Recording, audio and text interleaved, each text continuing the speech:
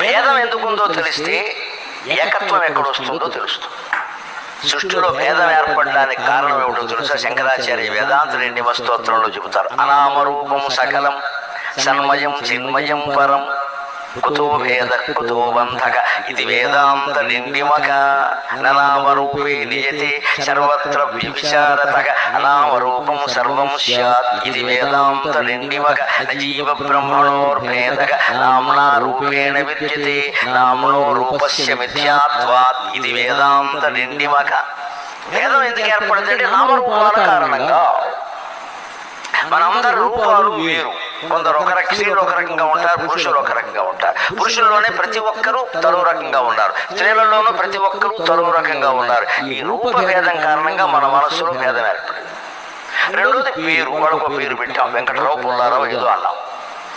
ఆ పేరు పిలుస్తున్నాం, ఆ రూపంతో ఆయన వస్తున్నాడు. ఈ రూపం మీద పేరు మీద మనం దృష్టి పెట్టడం వల్ల మనకి ఏం అర్థమే కావలేదు. ఆ నామరూపాలు రెండు తీసేయంటుంది వేదాంత శాస్త్రం. అప్పుడు నీకు అర్థమవుతుంది. ఉదాహరణ చెబుతా ఒకటి. అది ఏమిటి అన్నాం మనం? అది దీపం అన్నాం. గమనించండి అన్నమాట. వేదాంతం ఎంత సులువు అర్థం అవుతుంది, అద్వైతం ఎంత సులువు అర్థం. అది దీపం అన్నాం. దానిపైన ఏమిటి అన్నాం? అది ఒత్తి అన్నాం. దానిపైన ఏమిటి అన్నాం? అది కాంతి అన్నాం, మంట అన్నాం, జ్యోతి అన్నాం కదా. అది కింద ఏమిటి అన్నాం? అది పూలదండ అన్నాం. గమనించండి మాట. అది పూలదండ, అది దీపం, అది దీపపు సెమ్మె, అది ఒత్తి, అది నూనె, అది జ్యోతి. అది ఏమిటండి? అన్నింటిలోనూ కామన్గా ఉన్న మాట చూడండి. అది దీపపు సెమ్మె, అది పూలదండ, అది దీపం, అది జ్యోతి, అది నూనె. అది ఏమిటి? అది భగవంతుడు. తద్బ్రహ్మ అంటే అర్థం. అది తత్ అంటే సంస్కృతంలో అది తద్బ్రహ్మ తత్వమసి. అది నువ్వు దీపము జ్యోతి సెమ్మె పూలదండ వదిలే అది పట్టుకో. అదేమిటి? అన్నిటికీ అది ఎందుకు వాడేవు? ఓ చోట ఇది వాడతాం, సన్నిహితంగా ఉంటే, దూరంగా ఉంటే అది వాడతాం, అంతే కదా. ఇది రెండు సర్వనామమే. సర్వనామం అనేది గమనించండి మాట. తెలుగు ఏమాత్రం వచ్చినా అర్థం అవుతుంది. వ్యాకరణం తెలిస్తే, వేదాంతం తెలిస్తే. సర్వనామం అందరికీ పెట్టదగిన పేరు.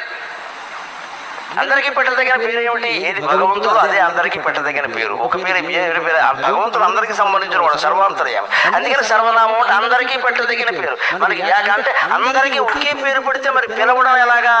ఏదో పేరు పెట్టి పిలవాలి కదా, లేకపోతే వారు కదా. మనకి అవసరం వచ్చింది రామారావు రావయ్య అంటే రామారావు అనే పేరు కూడా వస్తాడు. ఓయ్ రా అంటే ముగ్గురు వస్తారు.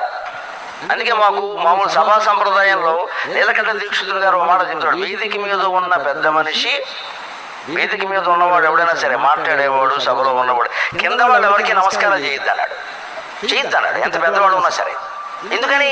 ఎవరిని అవమానించడం కాదు. ఇప్పుడు నేను ఇక్కడి నుంచి ఇలా అన్నాను అనుకోండి, అక్కడ 3 ఆయన లేచి అంటాడు, ఇక్కడ నన్నే అన్నారని అంటే పక్కవాడికి అనిపిస్తుంది. ఈయన ఎవడండి? ఆయన ప్రత్యేకం వేదిక మించి ఎందుకు పలకరిస్తున్నాడు? ఇదంతా డిస్టర్బెన్స్, ఇదంతా ఆటంకమే. వేదిక ఎక్కాక మనం అందరికీ కలిపి ఒకే నమస్కారం చెబితే, ప్రత్యేకించి ఒక వ్యక్తి మనకి ఎంత ఆత్మీయుడైనా మనం నమస్కారం చేయొచ్చు. అది గర్వం కాదు, సభా సంప్రదాయం. ఎందుకని? ప్రజల దృష్టి చెదిరిపోకుండా ఉండడానికి.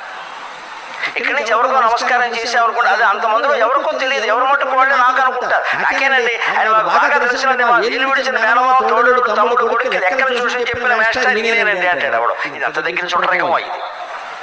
వీలు విడిచిన మేనమా తోడులు తమ్ముడు కొడుకు లెక్కలు చూసి చెప్పిన మాస్టర్కి సాక్షాత్తు బాగుపడతాయి.